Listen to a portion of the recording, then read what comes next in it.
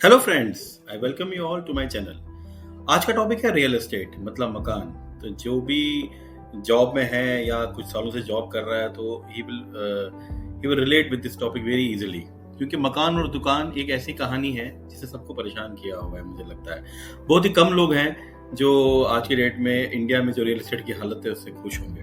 One thing that I believe has killed the aspirational middle class in India is the state of real estate. अगर real estate हमारा growing होता, credible होता, honest होता, तो not only middle class would have been satisfied, but we would have grown on GDP and employment front also. I will try to explain this in my video.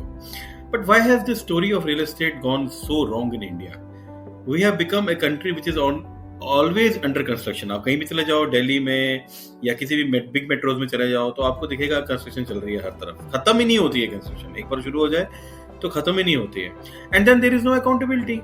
तो अभी आप example लो super take का, जिसमें अभी इन्होंने they have given this judgement to demolish top 2 floors. कितना time लगा? अगर आप गूगल कर लो you will get to know कि 2014 में इलाहाबाद एचसी ने सेम वर्डिक्ट दिया था, लेकिन 7 साल लगे सुप्रीम कोर्ट को उसको फाइनल करने में। ठीक है, तो इस स्पीड से क्या कॉन्फिडेंस आएगा भाई बायर का? क्या ग्रोथ होगी रियल एस्टेट की? अगर आपको ग्रोथ दिखानी है तो decision making has to be very fast, क्योंकि यार लोगों का पैसा लगा हुआ है। यहाँ तो पर मंथ पे ईएमआई जा रही है ना, और वहाँ लोग परेशान हो रहे हैं, किसी का पैसा लगा हुआ है वहाँ पे। और ऐसे ही देयर आर मल्टीपल केसेस जो एनसीएलटी में चले गए हैं, पड़े हुए हैं, फंसे हुए हैं। आप चले जाओ एनसीआर में, गुड़गांव, या एक बार निकल जाओ आप ऐसी गाड़ी लेके, आप देखो कितनी बिल्डिंग्स हैं जो खंडर बन गई हैं। कितना पैसा लगा है लोगों का? एक बार देखो लॉन्च रेट क्या था उनका, कैसे इन्होंने बिल्डर्स ने मिडिल क्लास बायर्स को बेवकूफ बनाया, 90% पैसे लिए और अब वो पड़े हुए।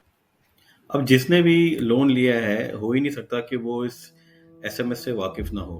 हर महीने अभी सैलरी नहीं आई होती है, आपका ये एसएमएस आके टपक जाता है, और जितना आपने इंक्रीमेंट लिया होता है वो सब निकल जाता है। अब at least those guys who are living in their homes and are paying EMI for their homes, जिनका उनको पोजीशन मिला है, उनको कुछ सोलेस तो है। But imagine the fate of those guys जिन्होंने पे किया है 90% अमाउंट, जो 50-60 लाख, 1 करोड़ के, 2 करोड़ के फ्लैट हैं, जिनकी EMIs 50,000, 60,000 तक, 1 लाख तक भी जा रही होगी, एंड वो उसके ऊपर से वो रेंट भी पे कर रहे हैं। उनकी अगर if you look at the condition of those guys, तो सीरियसली ये तो रोने वाली बात है। नाउ जस्ट इमेजिन कि इस EMI की वजह से कितनी चीजें हैं जो उनकी लिमिट हो रही है। उनके हॉलिडे प्लान लिमिट हो रहे हैं, उनके बच्चों की एजुकेशन लिमिट हो रही है। वो लाइफ में कुछ और कुछ करना चाहें तो वो भी नहीं हो पाएगा, क्योंकि इस महीने में तो ये EMI उनको प्लान करके चलना है ना। अब कोविड के टाइम पे जो EMI का मोरेटोरियम मिला था, तो बहुत लोगों ने उस पीरियड को भी उस तरह से एंजॉय किया। तो इतना खौफ हो गया है EMI का, और इतना ये पेन है जो बहुत ही ह्यूज है। इस पैसे को वो अपने स्किल अपग्रेड में लगा सकते थे। As I said, they could have gone traveling, and that would have ultimately helped the economy. Maybe some guys would have some business idea, and इस backup से he could have started some startup. So this EMI has restricted the growth of middle class, and it is killing daily middle class, क्योंकि वो जो उसने एक बेचारे ने सपना देखा था ना अपने घर का, वो उसका हुआ ही नहीं। एंड फिर ये पूरा चक्कर है क्या? ये पूरा चक्कर एक्चुअली शुरू होता है, it starts from your dream, a dream of your own house, which is not ये कोई जुर्म नहीं है, it's not a crime to have your own house. हर कोई ये सपना देखता है कि मेरा अपना घर हो, किसी एक पर्टिकुलर लोकेशन पे हो, मैं अपनी सेविंग्स अपना घर बनाऊं। तो उस ड्रीम से सब शुरू हो जाता है। ठीक है, तो people aspire, they dream, and then they push all their savings and sometimes savings of their parents also for a beautiful future, कि भाई एक घर होगा, चलो एक परेशानी तो खत्म होगी, शादी होगी, बच्चा हो गया, एक घर हो गया। कुछ लोग तो उससे पहले ही शुरू कर देते हैं। तो देन व्हाट हैपेंस, हम we go to builder offices, we go to this their franchisee बोल लो, channel partners बोल लो, and then they have these beautiful offices, they have these slippery talks, and they will talk of bright upcoming future की sector में ये होने वाला है, वो होने वाला है, which is हमने देख लिया है कि this is all temporary. Only some states I have seen they have done like जो उन्होंने announce किया उस हिसाब से they have done the infrastructure development, and mostly sectors have failed. अब यहीं पे हम समझ नहीं पाते कि ये जो ऑफिस नहीं, बल्कि ये बातें ही भी नहीं रहने वाली हैं। तो जो ये बातें उनको प्रॉमिस कर रहे हैं, ये तो रहने नहीं वाला, ये ऑफिस भी नहीं कल को होगा। So if you visit the office, या तो ऑफिस का एड्रेस चेंज हो गया होगा, या तो ऑफिस ही नहीं होगा। ठीक है। एंड जैसे ही आप बुकिंग अमाउंट पे करोगे और बिल्डर बाय एग्रीमेंट साइन करोगे, बस उसके बाद शुरू, उसके बाद क्या शुरू, उसके बाद शुरू एक बहुत बड़ा scam, which is a scam of between bank and builders, कि आपको वो लोन के ट्रैप में फंसा देंगे कि आपको सर क्या है, आप क्यों ले रहे हो, आप ये ले लो, आपको लोन मिल जाएगा, लोन मिल जाएगा, and then you are in that trap. और बैंक्स भी आपको धड़ाधड़ लोन दिए जा रहे हैं। ऐसा तो बोला जाता है banks verify vet each and every property, each and every builder. तो फिर क्यों है यहाँ पे इतने सारे मकान, इतनी सारी इन्वेंट्री क्यों पड़ी हुई है? बैंक ने क्या वेरीफाई किया? But still, I think this problem is more prevalent in north. If you ask your friends in Maharashtra or Chennai or Karnataka, I think then वहाँ पे इतनी प्रॉब्लम नहीं है. But I'm not sure. You can reply in comments कि if my understanding is not correct. But overall, India में the problem overall is huge. वहाँ पे I feel my experience is कि वहाँ पे इन्वेंट्री का इतना बिल्डअप नहीं है, बिल्डर की क्रेडिबिलिटी है। यहाँ पे तो आप गिन सकते हो कौन कौन से बिल्डर जो आज की डेट में है ही नहीं, जिनके बड़े बड़े ऐड आते हैं। कुछ ही बिल्डर रह गए हैं अब, और उनकी भी हालत अच्छी नहीं है। इन्होंने इस स्कैम ने खत्म कर दी है चाहत एक मकान की, बहुत सारे फैमिलीज की, और not only of their house but also इसके एसोसिएटेड बहुत सारी चीज़ों की। ये जो नेक्सस रहा है बिल्डर्स एंड बैंक का, इससे जो मिडिल क्लास जो कुछ बड़ा सोच सकता था, एंटरप्रेन्योर बन सकता था, वो सब उन्हें खत्म कर दिया।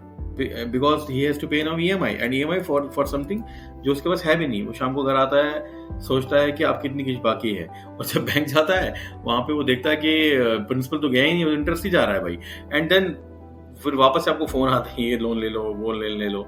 एक्चुअली बिल्डर का प्लान तो हमेशा सिंपल रहा है कि बुकिंग अमाउंट लो और फिर इनको बैंक के साथ चिपका दो और वो स्ट्रक्चर सा बना दो जिसमें ज्यादा खर्चा होता नहीं है, 90% पेमेंट लो, एंड देन और फिर वो तड़पता रहे, तरसता रहे, वो देखता रहे उसको ना कि कब वो कंप्लीट होगा। कंप्लीट होने के बाद भी आप पूछो कितने सारे टर्म्स आपको पता लगेंगे, फिट आउट पोजीशन, कि भाई आपने ये नहीं पे किया, वो नहीं पे किया, फिर RW नहीं है, फिर ये नहीं। अच्छा, कुछ लोग ने तो एक्स्ट्रा रिवाइज्ड पैसे भी मांगे हैं बाद में होने के बाद। तो मतलब, और क्या रेगुलेशन है? कोई रेगुलेशन नहीं। तो we will summarise the issue in our next slide.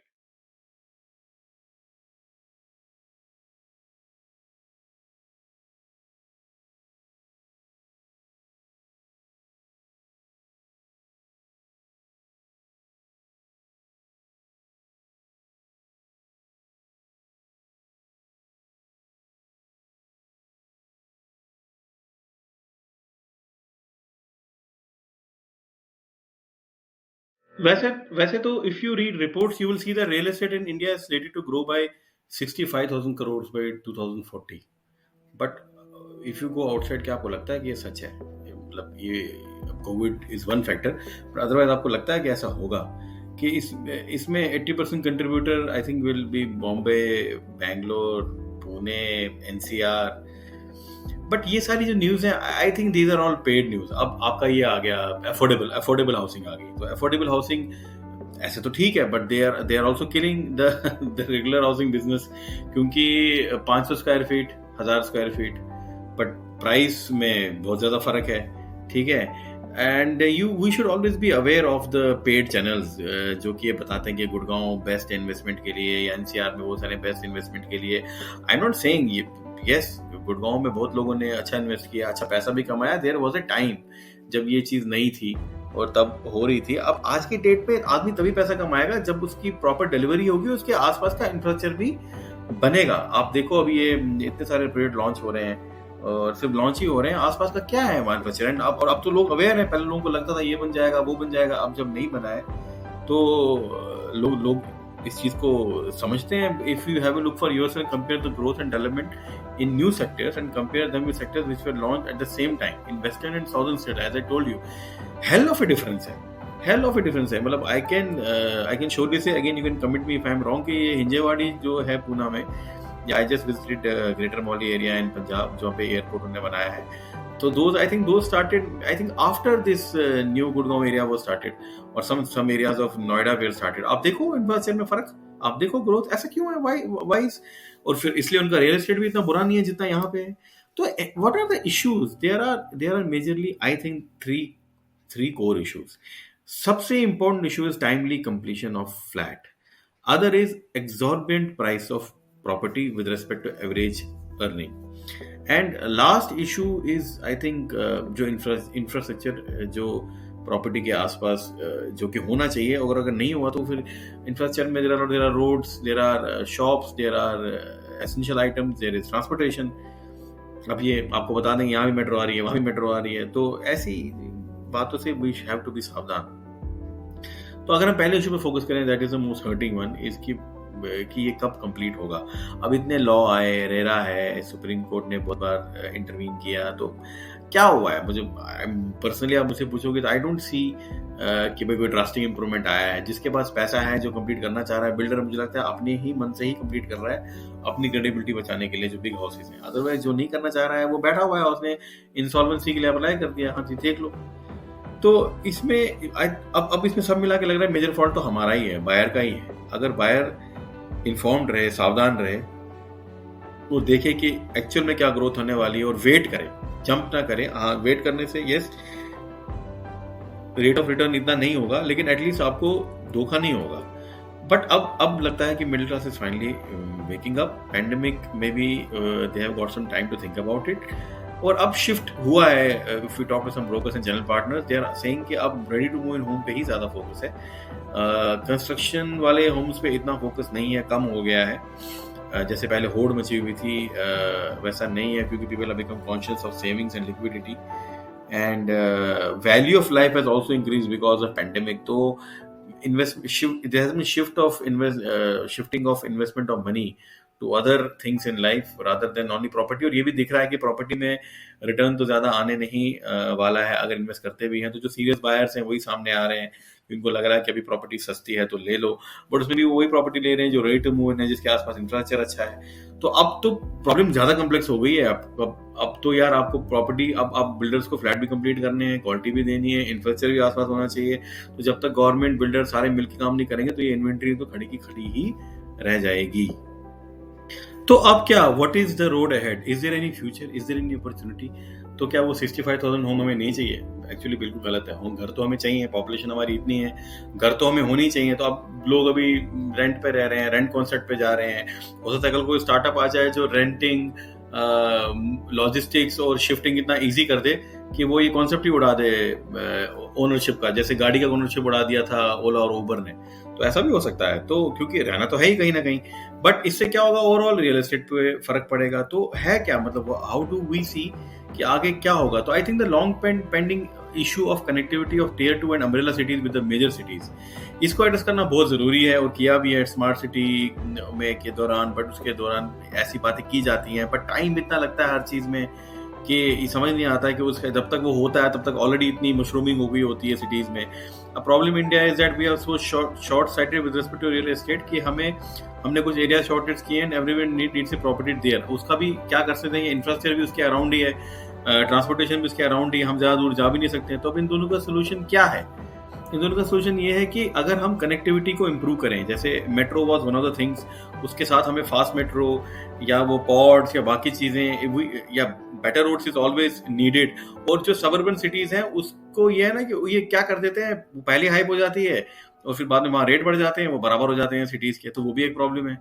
तो ऐसी चीजों को एड्रेस करने के लिए ये इंपॉर्टेंट है कि एक साथ बहुत सिटीज को डेवलप किया जाए ऑन वॉर फुटिंग.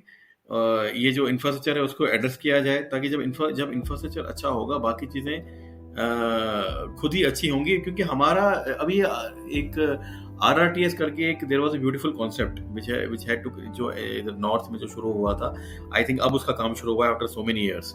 ये बहुत अच्छा कॉन्सेप्ट था. अगर इसको शुरू किया जाता टाइम से और अभी तक ये हो गया होता, पैरेलल इंफ्रास्ट्रक्चर भी डेवलप हो गया होता, क्योंकि कॉर्पोरेशंस के पास प्रॉपर्टी टैक्स और बाकी चीजें आई होती, बट अभी तक नहीं हुआ है. ऐसी चीजें लेट होंगी तो फिर ये प्रॉपर्टी का फ्यूचर नहीं आएगा. और मैं अभी फिर कह रहा हूँ, और जैसे हमारे गडकरी साहब बोलते हैं कि America is developed because it has good roads, वैसे ही मैं I also speak of real estate कि if we have good real estate with good infrastructure, तो ऐसा हो ही नहीं सकता कि वी विल नॉट हैव